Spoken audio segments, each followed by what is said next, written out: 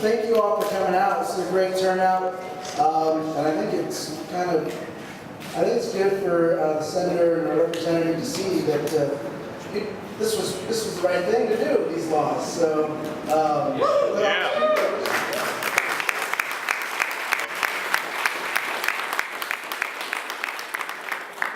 Welcome to the neighborhood. Thank you very much. My name is Scott Metzger, if I've never mentioned before.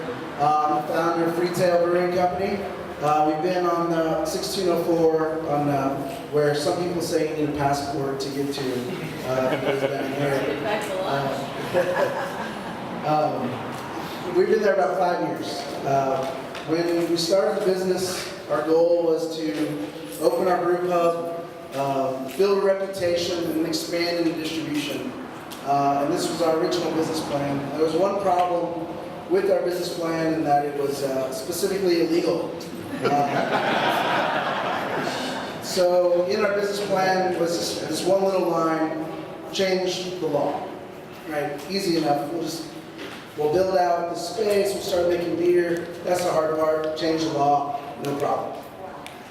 We found that that wasn't so easy, and then we embarked on a journey to try to get the law changed, and it was a fun roller coaster, and I'm proud to say that we eventually got it done, and we got it done and this brings me a lot of pride to say we got it done behind the hard work of 2 San Antonio elected officials who shouldn't be surprising, since they're the 2 whose districts represent the Alamo. So I think it probably makes a little bit of sense. And here, and this is so I'll start the story in 2011 when myself and my colleague Joey, come up here. I don't know if y'all know Joey Villarreal, went to Blue Star, been up for 16 or 96. So 17 years, has been the staple San Antonio craft beer this entire time. When FreeTail opened, Joey was the only operating brewery in the city. Now it's grown tremendously, and it's due in no small part to the work that Joey's done down here in Southtown in building craft beer in San Antonio. Joey and I started talking about, hey, we got to get these laws changed. How are we going to do this? Hey, let's just go over to their office and talk to them. So we went over to Joey started talking to people, talking to distributors, hey, we need to change these laws. And eventually he got the attention of Representative Villarreal, who called Joey and I in his office and said, hey, what are y'all trying to do? And that's when Mike really got behind our cause and took it up and championed it when no one else really would. And that began the 2011 legislative session. We threw some killer events. We had this big rally in Main Plaza. Some of you might have been there. It was a lot of fun. Right after that event, I got a call. I got an email actually from a beer distributor, Silver Eagle Distributors, and said, Mr. John Now, President, would like to meet you and Joey. Come along. I'm like, Joey, I think you might be getting killed. It turned out John Now and Silver Eagle also believed in our cause and wanted to help us with our effort. And from there, we began a really great alliance between the Texas Craft Brewers Guild and the Beer Alliance. Mike had a bill in 2011, House Bill 660, which spawned a couple good beers at a couple good brew pubs, some fun t-shirts, some great events. But unfortunately our bill died in committee. But Mike didn't give up at that point, and what he did eventually led to our success. And I remember after the session in 2011, Mike had an event where he presented Joey and I an Underdog Award. And I'm keeping the award, but we need to rename it because we're not underdogs anymore. We won. So I'd like to present the award now to Representative Villarreal for all his hard work in getting the bills passed. So please give a warm welcome to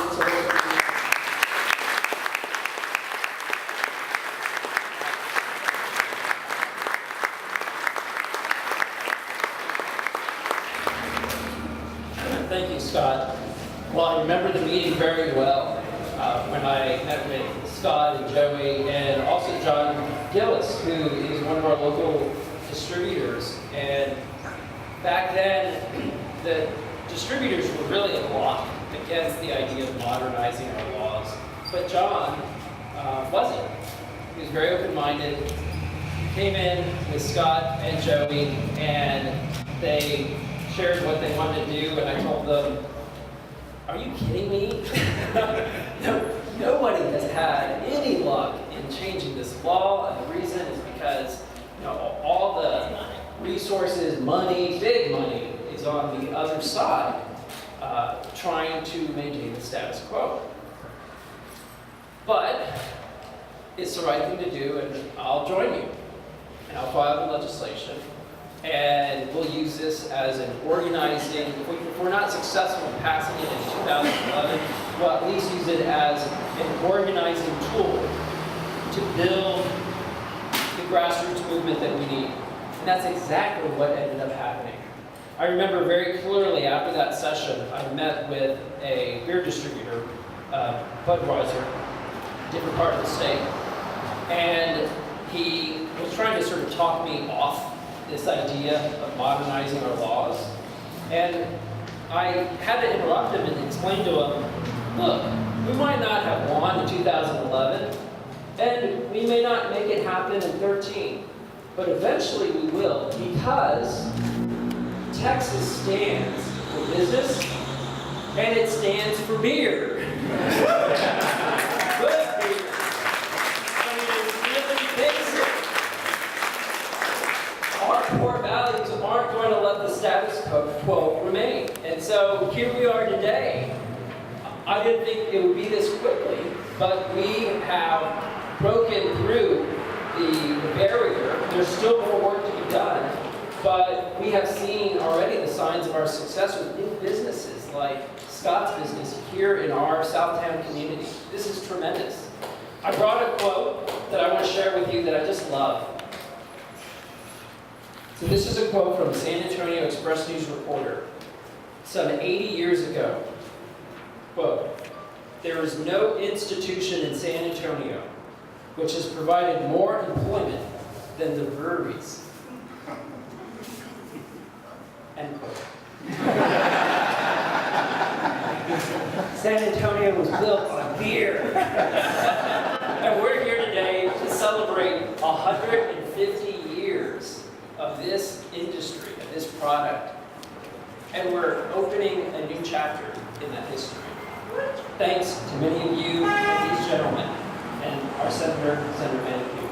Thank you. So glad to be a part of it.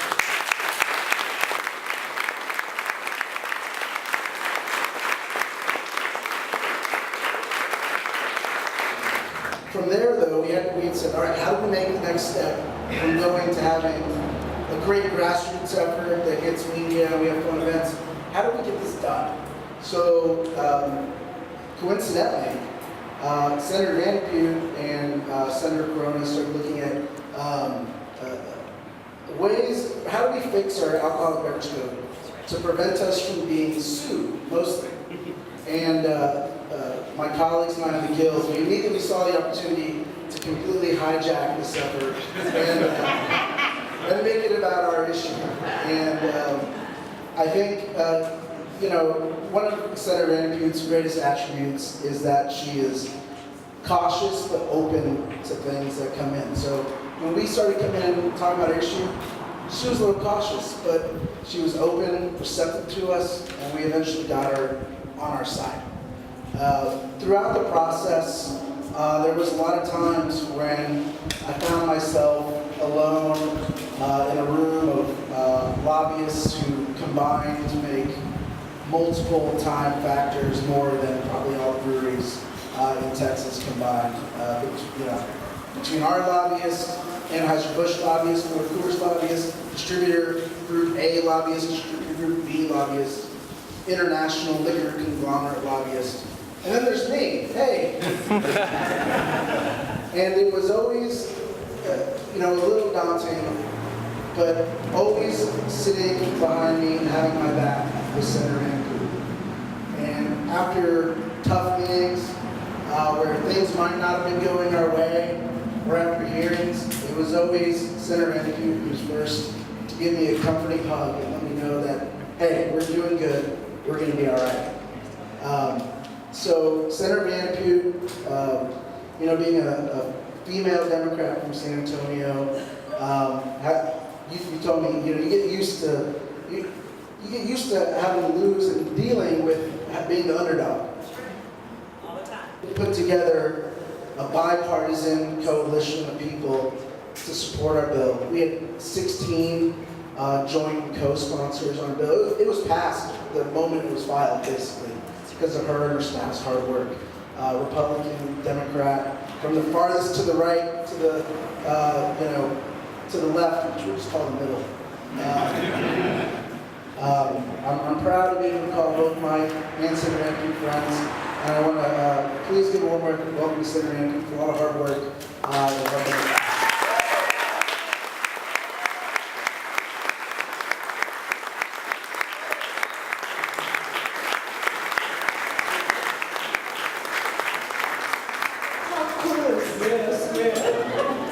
Thank you so much. I want to welcome you to absolutely what I think is going to be one of the biggest successes and success stories in San Antonio and Texas. I'm really proud of the work that we did. And Scott, what you said is absolutely true. It was an uphill battle. But over 2 years ago, we began looking at the alcoholic beverage code. And a lot of ways it was outdated. And we went with the goals in mind that we wanted Texas jobs, we wanted an economic development, and we wanted to showcase the great, delicious beer that we had and the distilled spirits. This effort did not happen just because of Leticia Van Putte or Mike Villarreal. It happened because a lot of things fell in line at the same place. First of all, our success could not have happened until we decided we really needed to look at that alcohol beverage code, because it was outdated. And my chairman tasked me with bringing folks together. I tasked a young lady in my office to help me get that done.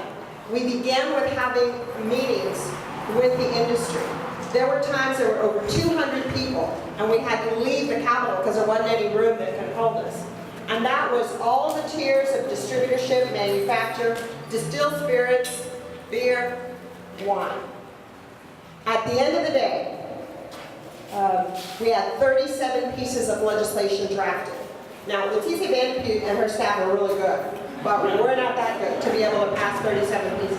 And we knew that there was some great opportunities here. And I knew that I couldn't do it all myself. I kept all the distilled spirits package, but I asked a dear friend of mine, Senator Kevin Eltine, if he would handle the beer stuff, and that was a real job. I've got this award here, but let me bring up the two people, because you're only as good as your staff. I want you to welcome the lady who spent most of the interim working on all of the Texas alcohol beverage code. And by the way, we passed some great, great laws that I think are going to add to really the distilled spirits industry, the craft distilled spirits, and particularly craft beer here. Please, I'm going to ask her to come. Amber Hausenfleck. Amber, will you come here? Today from Austin, the guy who I did the back, so call me and Kevin the coaches, but these were our quarterbacks and our linebackers. Chuck Mage, get up over here. Chuck is Senator Eltine. All the different folks here, it was you who got it done. It was you. It was the craft beer enthusiasts. Because when we asked them, we said, hey, we need help. This is an entrenched system. And they've got to hear from the voters. You turned it on by your emails, by your tweets, by your visits. Just here in San Antonio, but it happened statewide. So craft beer lovers could see that they wanted this delicious product, that they wanted these jobs in their community. Y'all turned it on statewide. So the success we're getting here is for you and everybody else in the state who really made those phone calls, who came and visited. It's the one where the grassroots spoke up, and there were so many of you that even though there may have been high-powered lobbyists on the other side that didn't quite see our way, at the end of the day, I think we were pretty victorious. So thank you. I once heard that you know, brilliance is akin to brevity, so I'm going to stop. But one important factor is that this is just the beginning. This is just the beginning. You know, Texas has a lot of industry. I mean, and we do everything in the legislature from agriculture to zoning. But the alcohol beverage community is a very dynamic part of our economy. And never again will we ever have a conversation at the state capitol about alcohol or beer that craft beer doesn't have a major seat at the table, and that is what Scott.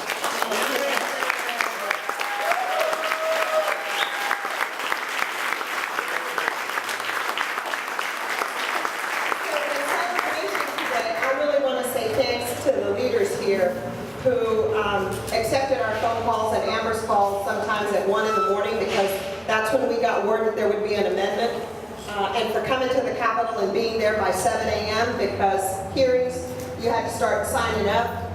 And for those of you that actually came and testified and then you wrote your legislators, thank you so much. The real heroes of the day are these guys up here. And the real winners are all of us that get to drink that delicious brew. Thanks.